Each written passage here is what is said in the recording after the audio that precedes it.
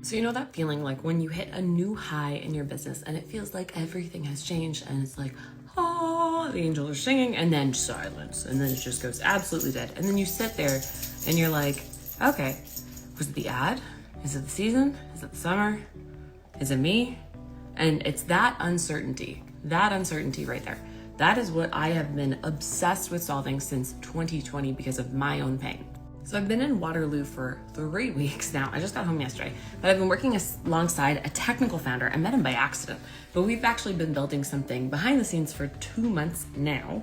And I've been using it with my clients, and he was working on it for about a month before for a hackathon that he made. And then I was working on this whole concept for almost a year before we met, again, by accident. But our mission between us is simple. So we want to remove as much of the despair cycle from the Elation despair cycle as possible for founders and business owners or anyone responsible for revenue, because it's those hot streaks and those cold streaks that are crazy and the silence after the $10,000 day. That's the problem. So this past weekend, I was at a symposium that I wasn't supposed to be at, and I'm so glad I did because it was full of startup founders. And so there were also a lot of venture-backed builders. So we started to kind of soft launch talk about it for the first time, and then something interesting happened. And then the things that the founders and the builders and the venture people that they were describing as their hard problems. Like while we were watching panels, me and my partner were like looking at each other like, did we solved something like that, didn't we? And it was really surreal because it's all about understanding why revenue happens and why 90% of startups fail. I don't know if that's still the true fact, but that's like the buzzword cliche. So it's like, in my mind, like what in a customer or lead, what actually causes somebody to say yes, not the last click, not the ad. And that's what we've been working on in-house. Not at the venture capital and enterprise level yet, with small business enterprise, which makes up 90% of businesses, but the path is still the same.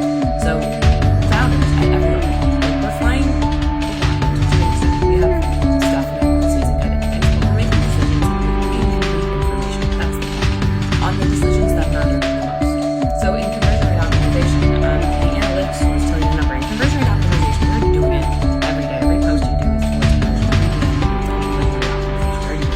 But what I hear is like meaning underneath the numbers in the dashboard. So I can look at dashboards, likes and stuff. I have more stories on that, but it's what I look at is like the language that somebody used when they found you, when they came into the DMs, when they came into their world, and what existed on the feed before they decided to reach out. I found a lot of evidence that the top 6 posts matter the most from posting with that, and why that particular person said yes. The DMs were the one right before the visit. So what the language that made it is lateral attribution. I'll call it at least correlation if we can't get to attribution. And it's that stuff in between a customer or lead's touch points that no dashboard captures, and that is what we're going after. It's what used to be impossible to track and what I was doing in my accelerator and my incubator with my clients manually. And I wrote a longer post, and I don't even know if it's up there, but it's about one particular thing in particular that we noticed in the